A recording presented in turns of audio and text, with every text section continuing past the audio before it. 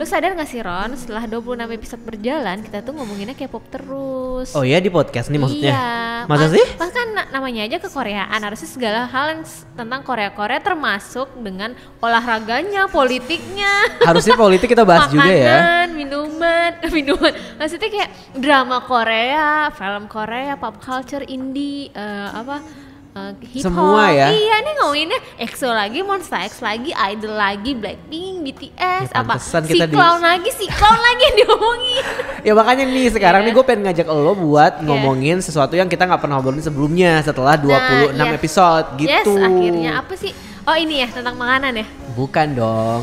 Gue mau ngajakin lo nonton lagi ngomongin soal drama Korea nih. Yeay, aku Wah. udah gak ngikutin drama Korea. Iya sebenarnya jujur aja gue sendiri juga baru kembali ke drama Iya, Korea iya. itu baru beberapa minggu terakhir ini nih. Awalnya sebenarnya kan gue dulu penonton ini ya avid fans drama Korea banget, kayak semua yang keluar tuh pasti gue ngikutin sampai gue tuh tahu jadwal Rabu Kamis tuh apa, Senin Selasa tuh apa gitu. Drama Korea pas masih di zamannya di Indosiar gitu nggak? Apa kayak lu beli Enggak, DVD? kalau udah ini udah zaman-zaman download lah. Oh, zaman gitu. download. Kan aku Oh. anaknya tim smallandcode.com aja gitu. Jadi kalau dulu tuh emang selalu tuh gue ngikutin kayak Senin Selasa terus Rabu Kamis. Jadi hafal lah jadwal di SBS apa, di KBS apa. Nah, Iya. beberapa 2-3 tahun terakhir ini kan TVN sama JTBC itu banyak banget tuh bikin drama yang emang bagus-bagus dan memang genrenya itu yang lebih yang kayak movie like gitu loh, yang nggak bisa nih kalau misalkan tayang di KBS atau mungkin di SBS atau di MBC gitu. Jadinya kita dapat banyak variasi drama Korea baru dengan cerita dan yang lebih kalau kriminal tuh bener-bener yang kayak wah kriminalnya tuh riset ya. Iya riset banget gitu. Kalau udah yang misterinya itu yang bener-bener nggak nanggung-nanggung deh gitu. Nah kenapa gue bilang gue baru kembali ke drama Korea, karena sejak terakhir gue nonton ini udah lama banget sih. Ini tuh 2016 ya kalau nggak salah, pas Moon Lovers ya, waktu Baekhyun sama Ayu di satu drama. Iya, berarti alasan lo nonton gara-gara ada Baekhyun sama Ayu. Enggak dong, itu karena emang gue masih ada di fase dimana gue memang sangat nonton drama Korea. Nah kebetulan ini sebenarnya yang gue tunggu-tunggu dari lama nih, kolaborasi yang dua ini nih nggak muncul-muncul. Nah, akhirnya itulah. Nah tapi setelah Moon Lovers itu gue nggak pernah nonton lagi tuh drama Korea yang terbaru yang keluar. Mungkin entah karena kesibukan atau mungkin karena gue dalam kondisi mental yang tidak sehat juga ya, jadi kayak agak susah nih buat ngikutin jadwal banyak banget drama gitu. Nah akhirnya udahlah tuh gue libur nonton drama, bener-bener libur, kayak bener-bener gue gak nonton sama sekali. Cuman kalau nonton series tetap nonton series, kayak series luar gue tetap nonton, tapi drama Korea gue bener-bener skip banget gitu loh Dit. Jadi kayak ada fase dimana gue bener-bener yang steril lah istilahnya gitu, sampai akhirnya Hotel de Luna keluar nih kemarin. Lo tertarik gitu. gara-gara Ayu lagi? Nah kalau ini fix banget gue nonton emang gara-gara Ayu sebenarnya, bukan karena udah lama banget kan gue gak nonton drama Korea kan. Tapi di saat yang sama tiba-tiba muncullah notifikasi di Netflix kan, ting gitu, new episode new series Love Alarm gitu kan. Mulailah gue coba buat nonton. Ternyata setelah gue nonton Love Alarm ini gue jadi ngerasa kayak kembali ke zaman-zaman dimana dulu tuh gue jadi avid fans drama Korea banget gitu loh. Kayak bring back all memories, feelings dan everything gitu jadinya. Akhirnya ya gitu deh, kayaknya gue akan mulai menekuni drama-drama lagi nih kayaknya nih. Kalau lo kapan? Gimana? Awalnya backgroundnya pernah gak sih lo nonton drama Korea sebenarnya? Kayaknya gara-gara dulu gue langganan tabloid Bintang. Lo tau tabloid Bintang gak sih? Oh, iya, nah iya. di situ kan dia tuh update banget review sinopsis drama-drama Korea. Dulu tuh sebelum beli DVD bajakan kayak itu 2009-2008 gak sih? Kayak gue lupa deh, pokoknya pas zaman gue kuliah kayak nontonnya itu juga yang masih di Indosiar. Iya. Yang di dubbing kayak Iya, Full bener, House. bener. Lo tau Wonderful Life nggak? Itu Iya, jadul banget, Sesi Girl Cunyang. Itu tuh gue Girl nonton. Cunyang, iya, Pokoknya iya. gue nonton nih yang dulu-dulu kayak Brilliant Legacy, Legacy gue nonton. Terus kayak Princess Hours gue nonton. Protect the Boss pasti gara-gara Jejong kan lo nonton. No, itu belum. Itu pokoknya yang jadul-jadul itu tuh kayak Coffee Prince. Gue tuh paling suka Coffee Prince. Gue suka banget soundtracknya. Terus kayak gue suka Kim Jae Wook di situ. Itu Gong Yoo juga gak sih Coffee Prince? Gong Yoo kan? sama Yeon Yoo. Iya mana sih Yeon Yoo? Yeonhye. Ya, Yang ini yang sama Kim Jongkook pacarnya. Enggak pacar yang sih. Yang diceng-cengin, ya. yang ceng-cengin. Tapi kayaknya cocok ya. Iya, gemes banget sih. Zaman-zamannya Running Man gue ingat awal-awal, dia tuh malu-malu iya gitu kan, kan. Dia kayak sayang banget sih Kim Jongkook, semoga ya. Semoga masih jodoh. Semoga jodoh. Ya pokoknya berawal dari situ. Terus lama-lama kayak pas gue mulai suka K-pop, gue udah tuh drama gue udah berhenti, paling kecuali gue baru ngikutin kayak Protect the Boss itu gara-gara gue mau nonton Kim Jae Jong. Karena main Kim Jae Jong kan. Ternyata setelah emang gara-gara dongbang aja.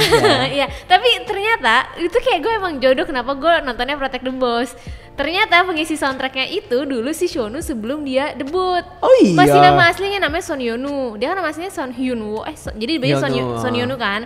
Jadi dia masih pakai nama Son Yeonu dan itu dia belum di Starship. Dia tuh ngisi soundtracknya Protect the Boss. Kok bisa? Judulnya Now I Know. Itu suara dia tuh bagus. Iya. Lo ngomongnya Monsta X lagi.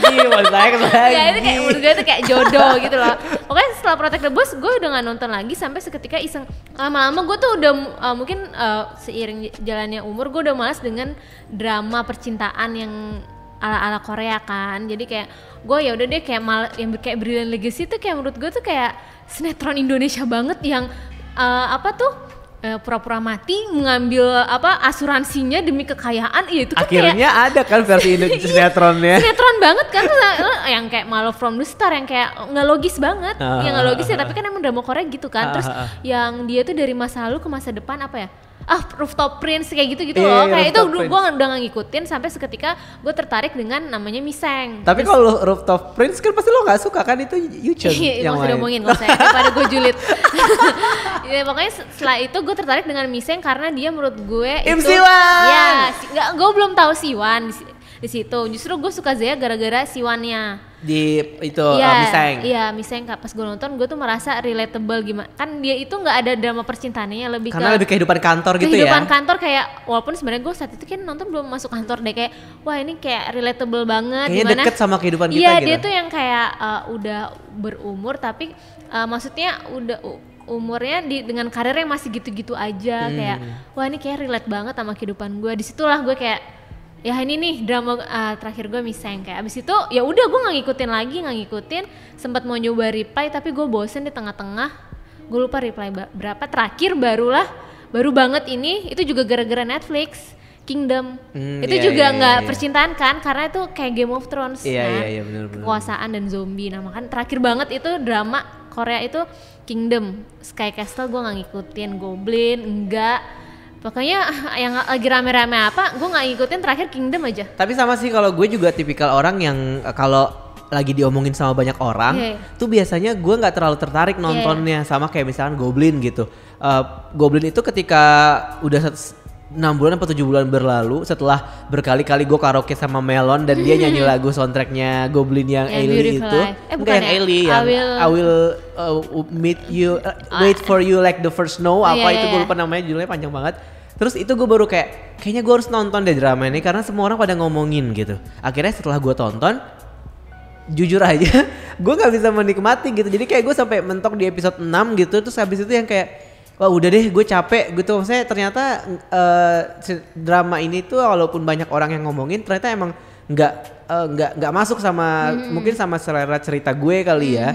Dan itu juga sebenarnya jujur yang terjadi ketika gue nonton Hotel de Luna sebenarnya. Jadi itu kalau nggak gara-gara Jang manualnya Ayu ya, kayaknya setiap episode itu akan sangat membosankan ya. Tapi gue ngelihat drama itu jadi kayak di satu sisi ngikutin ceritanya, tapi di sisi lain kayak ngelihat gimana kualitas aktingnya Ayu tuh makin kesini tuh makin bagus gitu. Jadi aspek yang gue perhatiin malah beda, malah nggak cuman sekedar dari ceritanya aja, karena kadang-kadang ceritanya juga menurut gue temponya tuh agak lambat. Kan gue tipikal orangnya suka romance ya, gue suka drama dan suka romance gitu. Jadi nah di situ romance-nya itu terlalu minim gitu di awal-awal, terus kayak nanggung, nggak yang sepanjang episode tuh romance semua di awal-awal tuh kayak gitu ngerasanya. Dan kebanyakan emang hantu kan, jadi ya udah lebih fokus ke hantunya kayak gitu sih. Jadi gue jadi kayak Gue akan tetap melanjutkan nonton. Gue udah sampai episode Iya, 10 iya. nih, belum sampai belum habis. tamat. Udah habis sebenarnya. Oh, Tapi gue sebelum selesai nonton gitu. soalnya pokoknya indikator suatu drama Korea sukses itu kalau dia sudah merajai chart Melon. Iya. Apalagi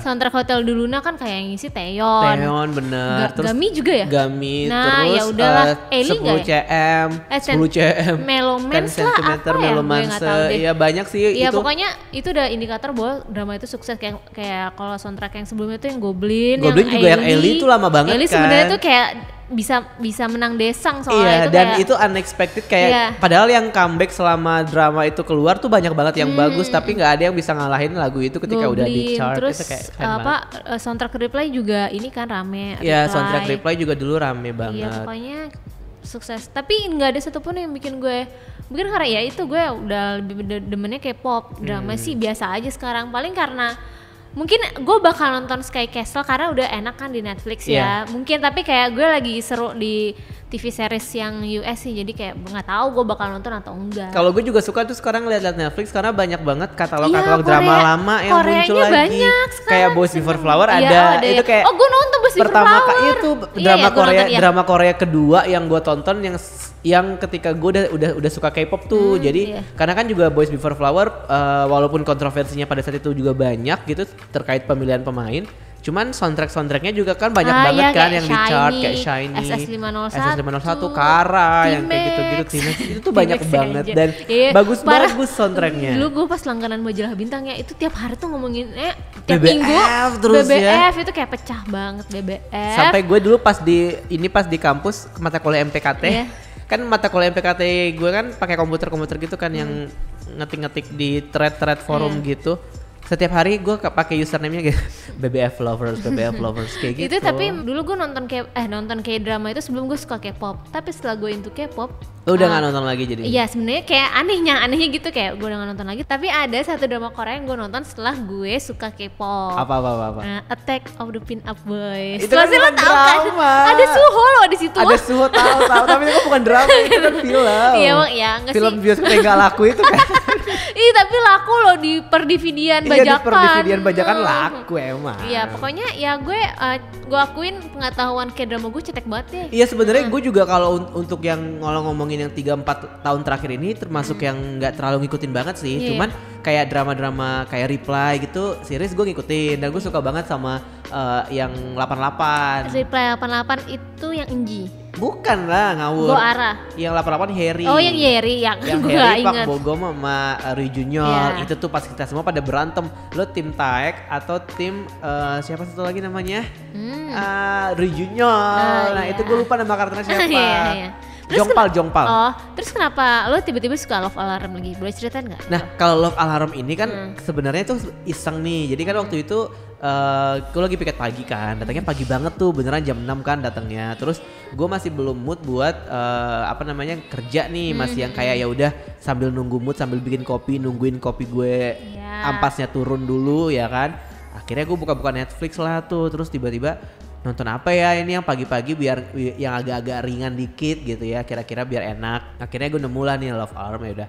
Karena sebenarnya kalau dari teasernya gitu udah gue lihat dari Instagramnya Netflix karena kan gue follow juga. Terus kayaknya premisnya lucu nih karena dia itu kayak ada aplikasi semacam Tinder gitu.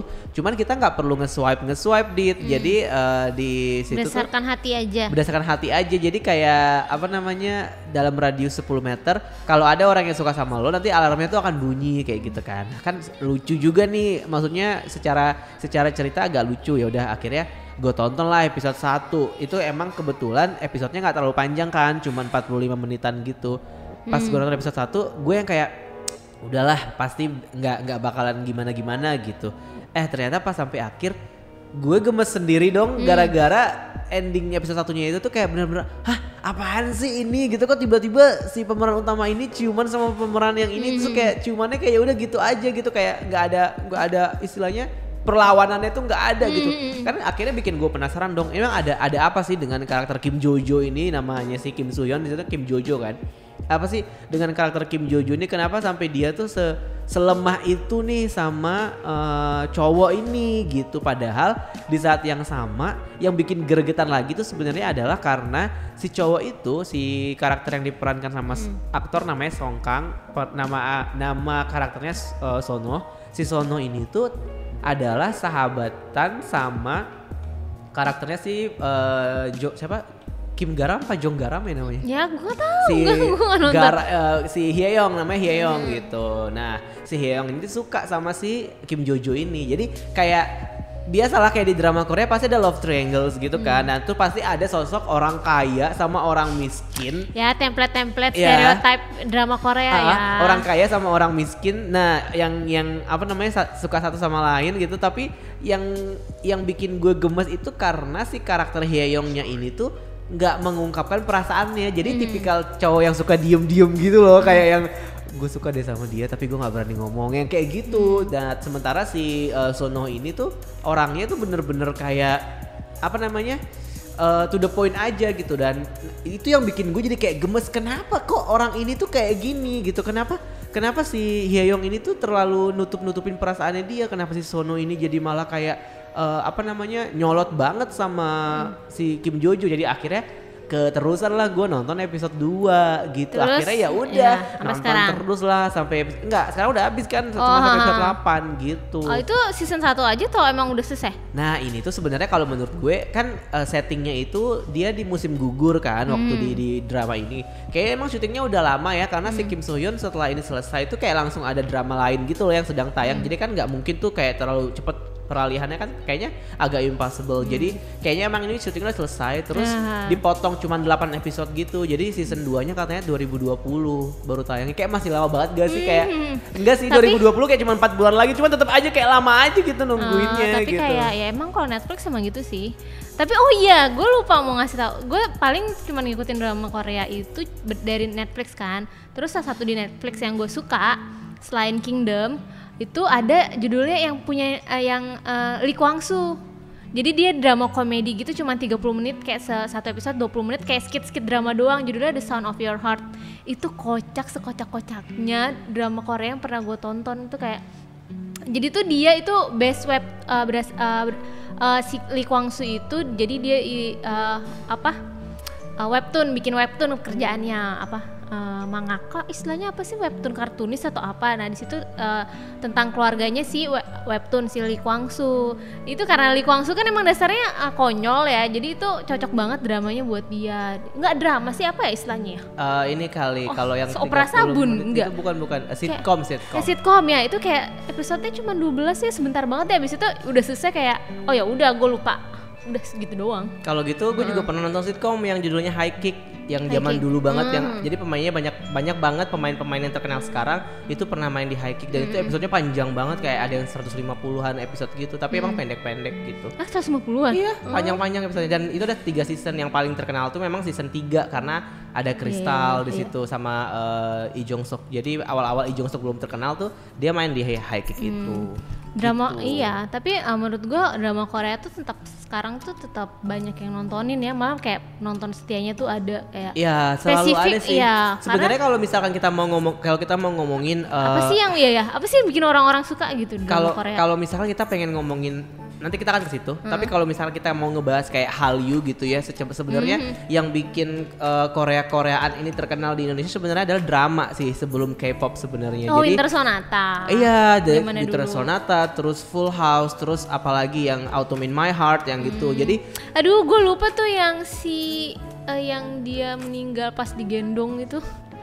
Aduh, gue lupa. Cinta Fitri. Bukan.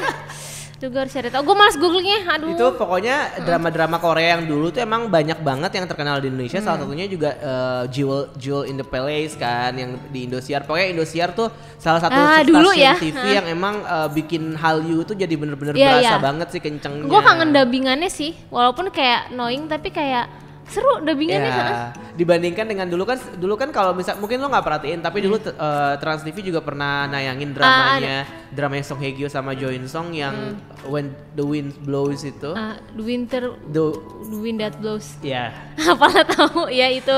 Judul lengkapnya kita harus Google. Iya. Jadi mereka pernah bikin nayangin itu di Trans TV terus dengan dubber artis gitu. Jadi dubbernya itu adalah Reza Rahadian, tapi dibandingkan dengan dubber biasa ajanya Indosiar tuh masih lebih enak sih ngedengerin dubbernya Indosiar ya, karena mungkin udah profesional juga kali ya, karena pas Reza ngomong, Jo In Sung ngomong tapi suaranya Reza Rahadian gitu, jadi kan kayak agak-agak aneh gitu. The Winter The Wind Blows ya judulnya itu kalau nggak salah.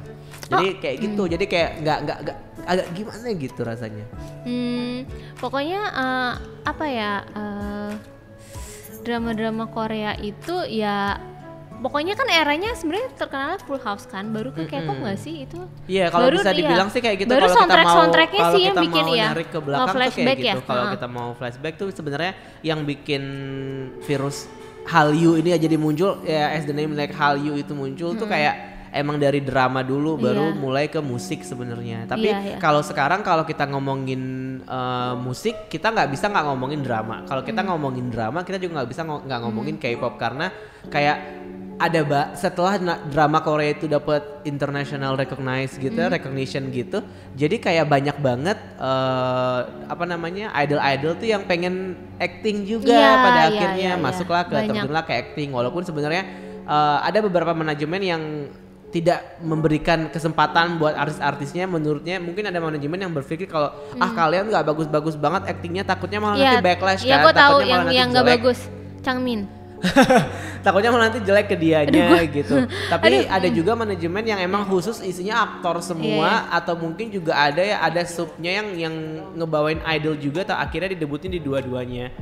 Jadi tuh gue pernah kan gara-gara gue nonton Protect the Boss kan, gara-gara gue suka Jejong kan, pas gue suka K-pop, jadi gue memutuskan nonton drama Korea yang ada Changmin. Ya, yang ada Dongbang Singkenya. Gue nonton Paradise Rush itu jelek banget.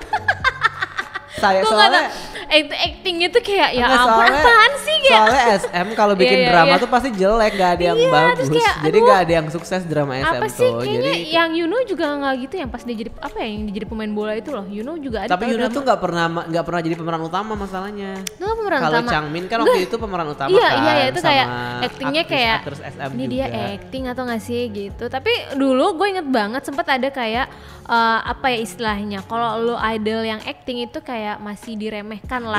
Tapi kalau menurut gue tuh berubah, kalau menurut pandangan gue ya itu berubah sejak kayak Siwan sama Dio gitu loh. Iya, It's bener Okay gak sih? Love kan. Iya. Kayaknya itu sih menurut gitu. gue yang gitu orang-orang atau kritikus, gue nggak tahu kritikus Korea mengakui ini, yang kayaknya aktor atau artis dari idol tuh sama bagusnya. Sekarang tuh udah banyak banget kan yang kayak bahkan sekarang seangkatannya Siwan di Zea acting semua kan, terkenalnya Hyungsik acting juga gitu. Terus gue lupa lagi, Sungjae gara-gara Goblin. Jadi tapi ada juga yang suatu grup idol terkenal gara-gara dramanya itu B2B Sungjae. B2B itu kalau menurut gue jadi terkenal di Korea gara-gara efek Sungjae di Goblin. Nggak tahu sih ini menurut. Tapi kalau Goblin itu sebenarnya Goblin itu drama terbaru sebenarnya. Sungjae sebelum Goblin tuh ada banyak drama sebelumnya dan semuanya memang terkenal dan sukses gitu. Kalau gue suka Sungjae tuh pas waktu dia main di School sih, yang sama Kim Soyeon juga. Jadi kan gue tipikalnya emang suka ya sama second lead cowok gitu, dibandingkan dengan first leadnya kalau udah berurusan sama si pemeran utama ceweknya gitu. Jadi gue tuh suka nge-ship si pemeran utama cewek sama si second leadnya gitu. Nah, kayak lo nge-ship yang Baekhyun sama Ayu itu. Iya gitu. Tapi Scarlet Heart Trio apa sih tuh? Iya, Moon Lovers, tadi udah dibahas. Nah tadi makanya kalau yang di School itu untungnya si Kim So-hyunnya tuh punya kembaran, jadi dua-duanya cowoknya dapet gitu. Jadi kayak gak ada yang menang, gak ada yang kalah gitu. Mungkin yang bikin drama Korea itu betah ditonton gara-gara yang out of logicnya, ya gak sih?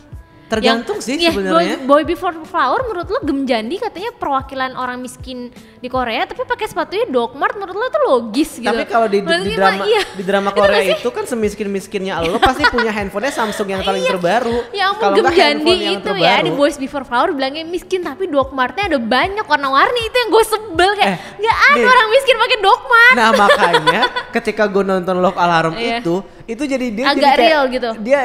Dia membuat pemeran utamanya ini jadi terkesan logis gitu ininya kemiskinannya karena bagus lah. Dia pakai handphone tuh yang Androidnya udah nggak support lagi. Nah itu baru. Jadi ketika dia mau download Love Alarm ini dia bilang dia nggak bisa, gue nggak bisa download karena handphone gue nggak support. Orang miskin nih. Nah itu miskin. Tapi kemudian dia ganti handphone dari Samsung yang lama ke Samsung S8. Tapi Samsung S8 itu dikasih sama temennya.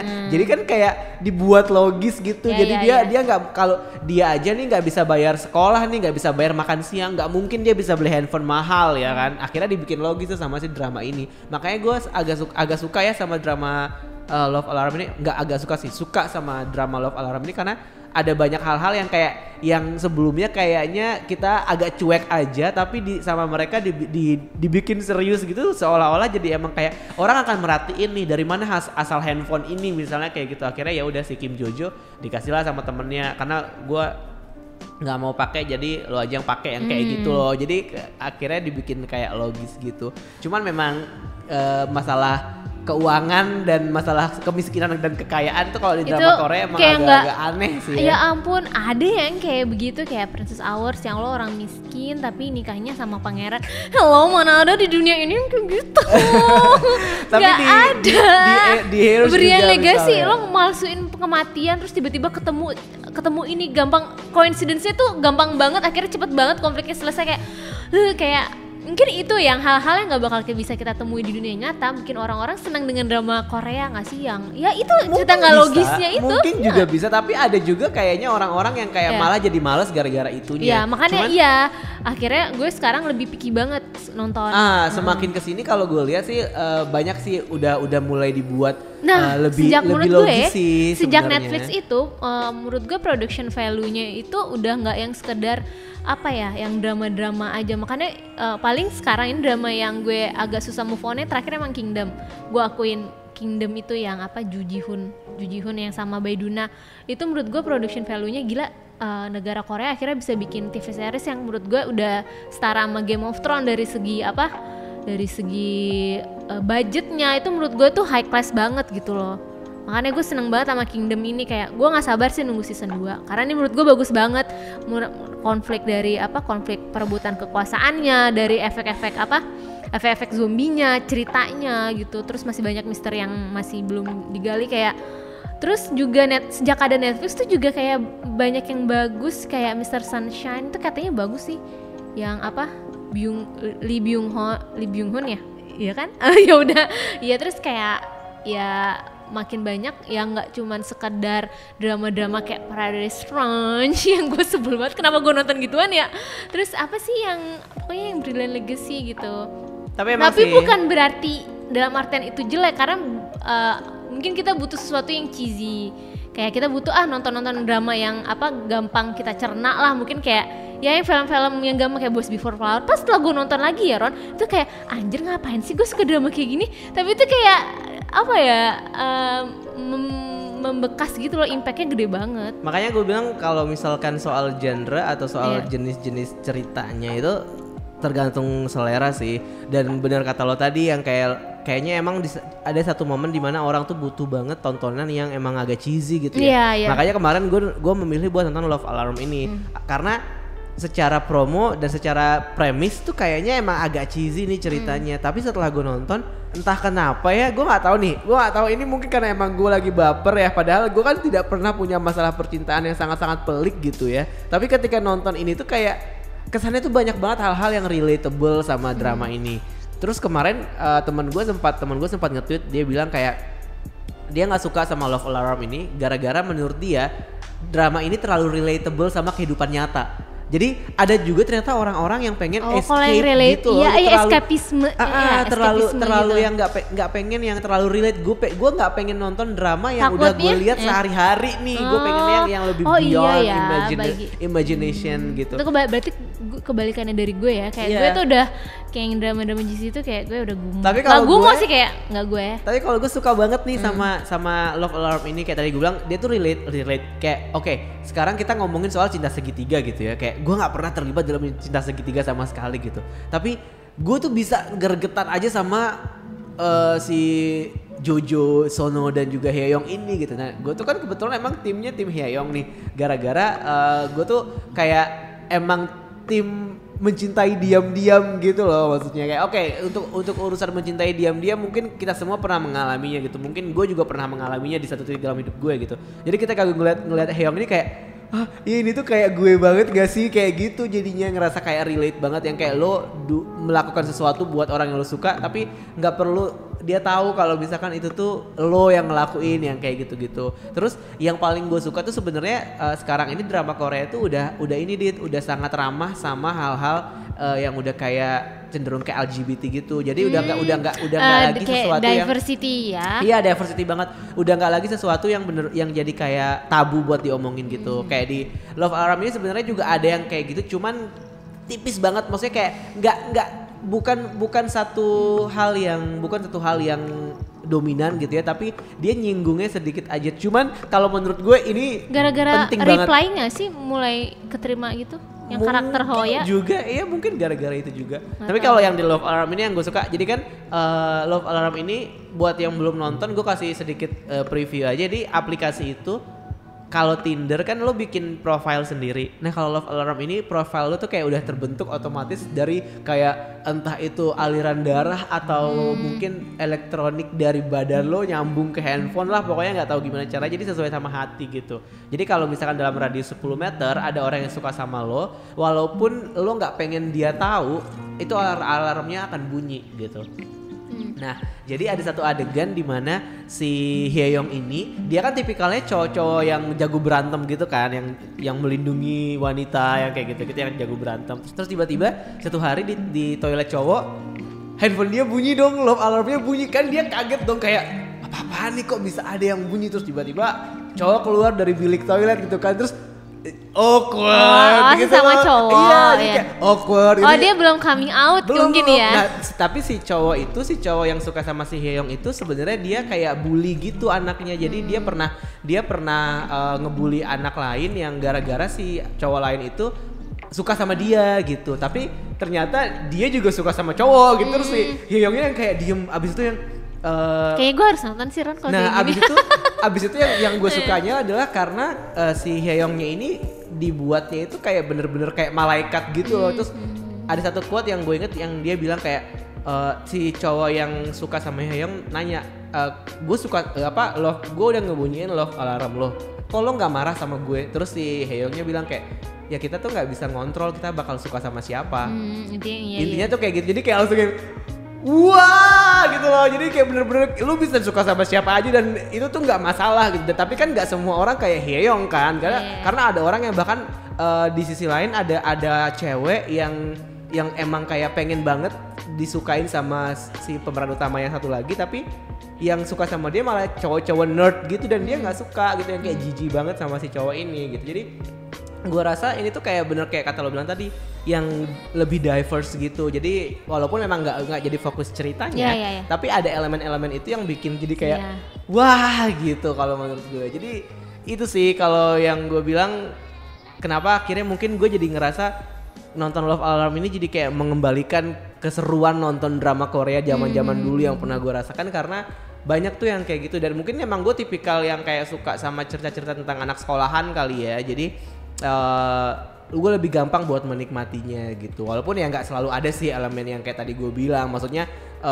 walaupun sekarang udah diverse, tapi nggak, penerimaannya kan nggak ini kan karena tayang di Netflix aja nih, makanya jadi mungkin orang lebih gampang nerimanya. Kalau tayang di KBS yang kayak gini ini kan nggak mungkin gitu. Iya betul. Sekarang kayak gue udah malas download kan. Jadi kayak ya gue paling nungguin di Netflix. Jadi kayak ya gue butuh rekomendasi sih dari orang-orang kayak, nah enaknya nonton apa nih, gitu. Kayak gue bener-bener gak tahu sama sekali. Tapi gue sih gitu. rekomendasi sih nonton Love Alarm karena ya. cuma 8 episode doang dan episodenya cuma kayak 40 menit gitu. Terus selain tadi yang quotes-nya si Hyeong itu juga pokoknya yang gue suka dari apa namanya, dari drama ini, karena bener banget kalau aplikasi ini tuh dibuat tuh pada akhirnya bikin kita tuh jadi kayak nggak punya privacy pada akhirnya. Jadi gimana di universe-nya Love Alarm ini ditunjukin kalau sebenarnya di satu sisi mungkin ini membantu buat kita menemukan pasangan kita, tapi di sisi lain kita jadi nggak punya privacy, kayak nggak ada lagi apa namanya istilah kayak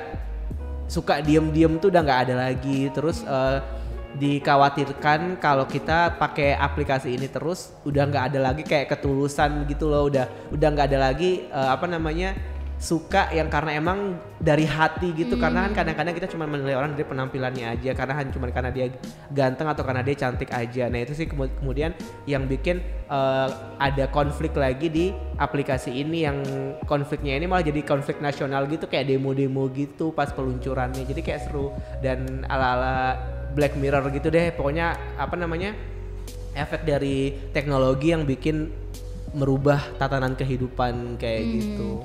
Tapi ada gak sih drama Korea yang misalnya yang ada idolnya yang lo tonton terus bikin lo tertarik pada suatu grup yang suatu grup yang dia gimana sih, kayak ya lo nonton drama terus ternyata yang pemainnya itu idol, terus lo akhirnya cari tahu tentang grup itu. Kalau dulu mungkin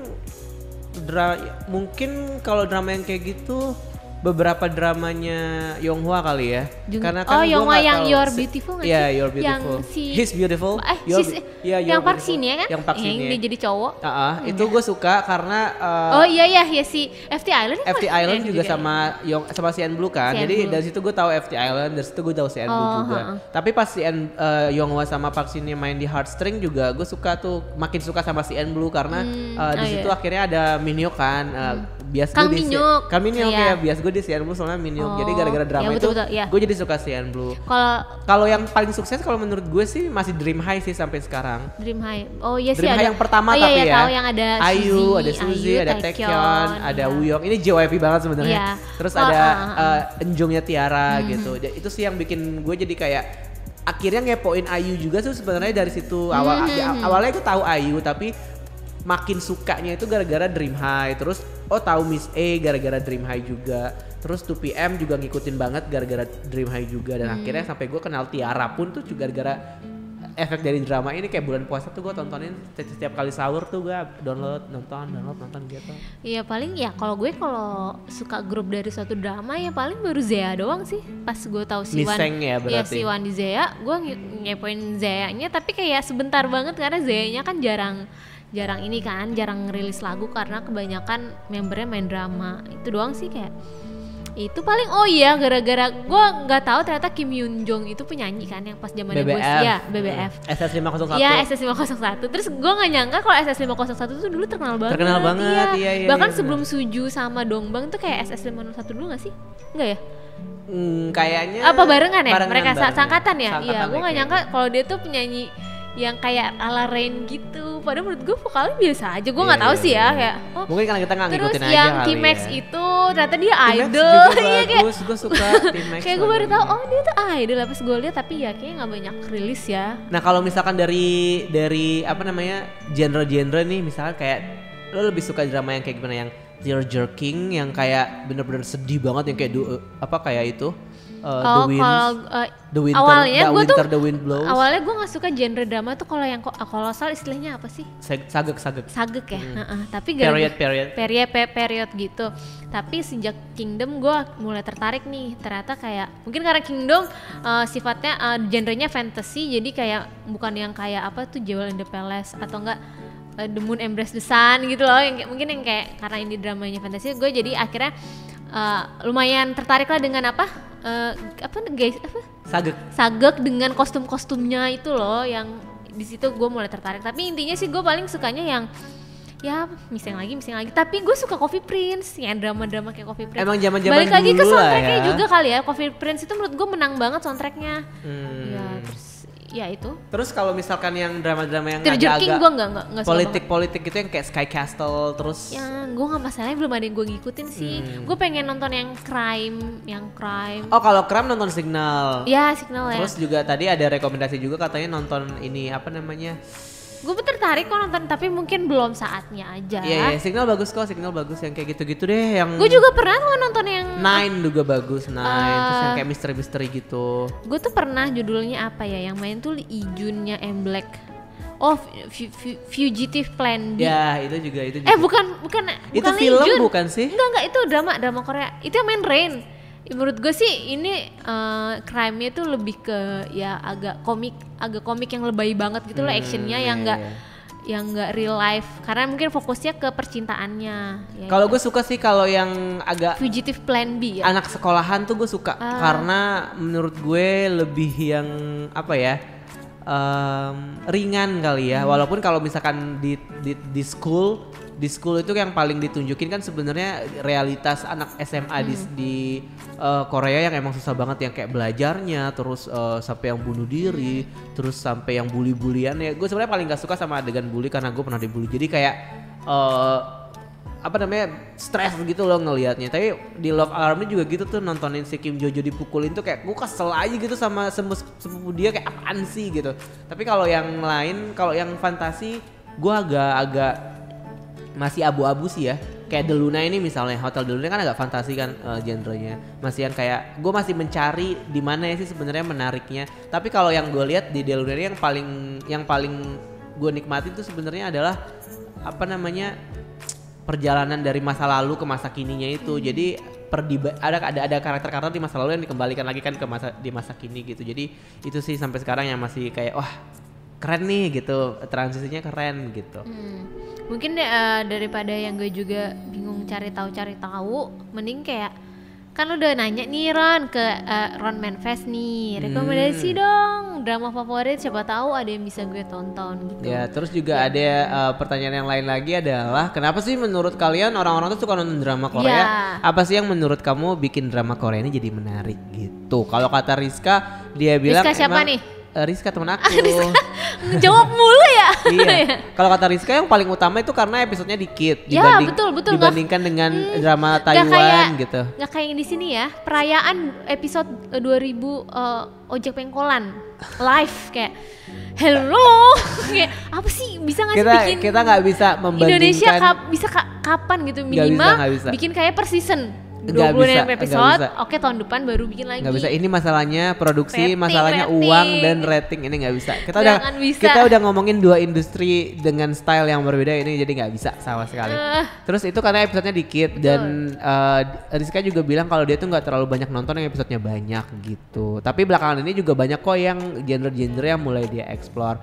Yang paling dia suka tuh sebenarnya Nine karena menurut dia Nine itu bagus banget dari awal sampai akhir. Satu-satunya drama yang dia nggak mau lihat spoiler ya katanya gitu. Kalau gue ada, mana sih? Oh ini ada dari Mary Ani. Dia bilang cerita anti mainstream dan berani bawa isu sensitif. Kebanyakan drakor juga mendeskripsikan tokoh utama perempuannya adalah perempuan mandiri dan strong. Terus rekomendasinya Strong Woman Do Bung Sun untuk motivasi menemani diri sendiri, Modern Farmer untuk motivasi menjadi petani. Tuh, gue Strong Woman Do Bung Sun yang main siapa Ron? Yang main Nam Joo Hyuk.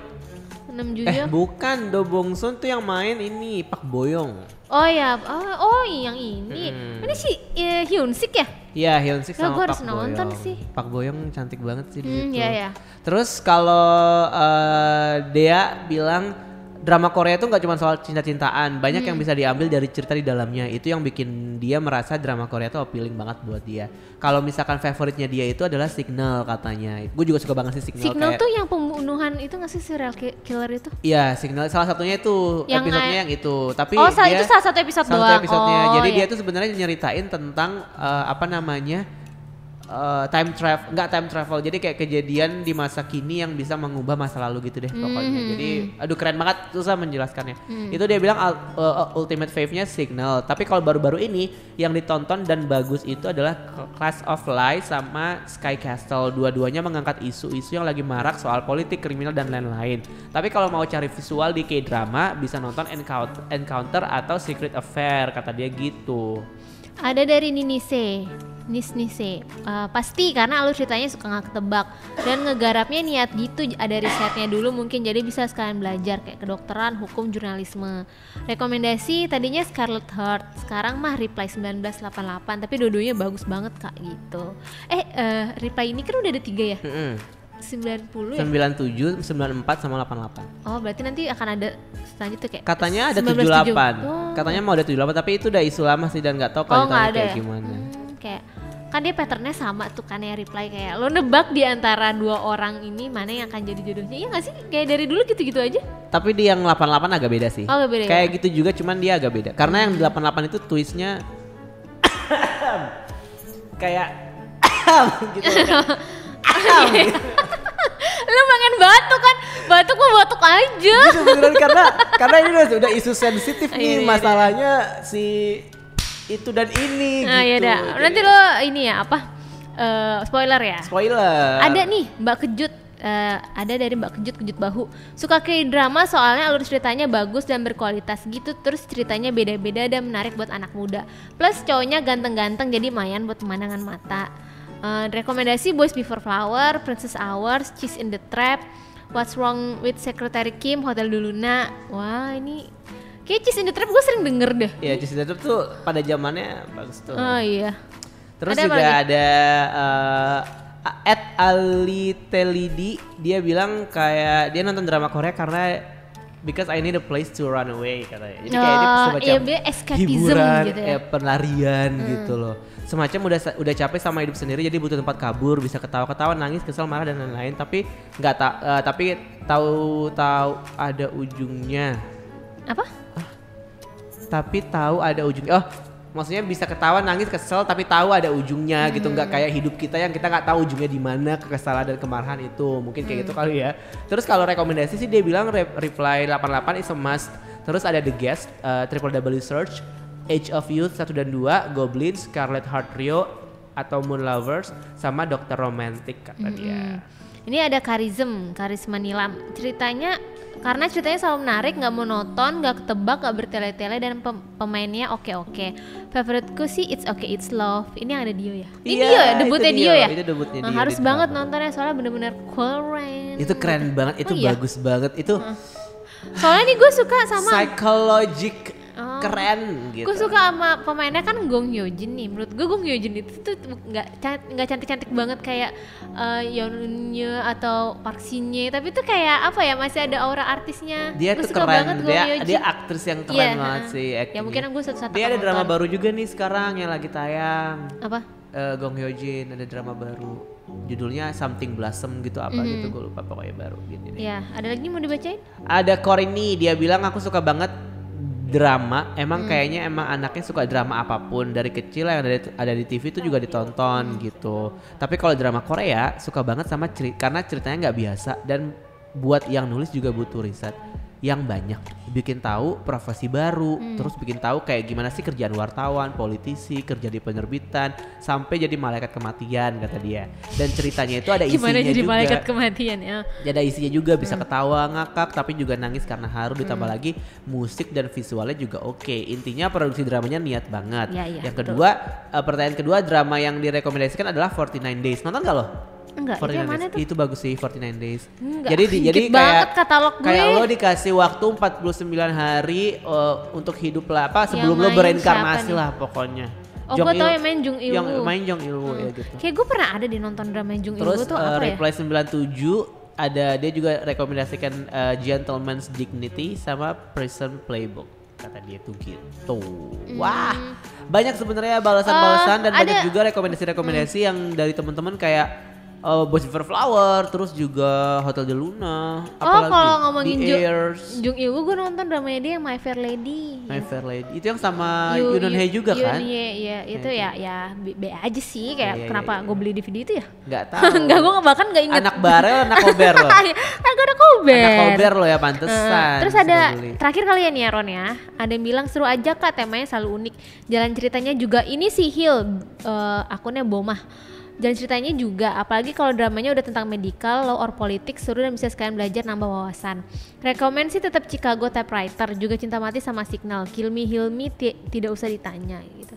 Pas gue googling Chicago Typewriter ini kayak dari backgroundnya seru nih. Kayak nggak tahu sih, main mungkin UAin. perlu dicoba. Iya, Mungkin kayak ya. oke lah gue bookmark tapi gue nggak tahu mau nontonnya kapan. Pokoknya kalau drama Korea sih kalau Iya. buat gue yang pertama itu dia harus ngena dulu, kayak banyak quote-quote galau yang kayak ngena di hati gitu. Gue tuh paling suka sama quote-quote yang relate kayak yang sesimpel Love Alarm bilang kalau kita nggak bisa mengontrol kita tuh harus suka sama siapa, kita bakal suka sama siapa. Itu sih gue kayak yang udah wah iya bener sih, bener banget karena kadang-kadang itu tuh kejadian di hidup gitu loh. Jadi gue lebih suka yang lebih ya. relatable sebenarnya. Walaupun agak-agak ngeri juga sih ya. Tapi gue setuju sama orang-orang yang bilang kalau mereka tuh lebih bisa dapat banyak pelajaran dari drama Korea gitu. Karena kalau menurut gue ada satu misi yang ingin ditampilkan atau ingin dihadirkan oleh para penulis skenarionya, para sutradaranya itu supaya semacam kayak semangat gitu loh, pemberi semangat buat masyarakat Korea yang nonton itu karena kayak kita kan balik lagi kalau di Korea itu kan hidup susah ya, berat gitu, kayak angka bunuh diri tinggi yang kayak gitu. Jadi lewat drama inilah sama kayak misinya sama kayak musiknya BTS gitu loh, yang kayak lo ngasih semangat lewat musik. Drama tuh juga kadang-kadang gitu yang kayak lo ngasih semangat yang kayak nggak apa-apa hari ini berat tuh nggak apa-apa, masih ada besok gitu. Kalau hari ini berat ya udah selesai aja hari ini, tapi besok kita masih bisa hidup lagi, masih bisa jalan lagi, yang kayak gitu-gitu loh, yang sesuatu yang kita tuh kadang-kadang jarang dapat dari sinetron Indonesia misalnya gitu. Ini kayak konten-konten yang seperti ini yang gue rasa buat orang-orang yang semangatnya lemah kayak gue ini kayak bisa jadi punya harapan hidup begitu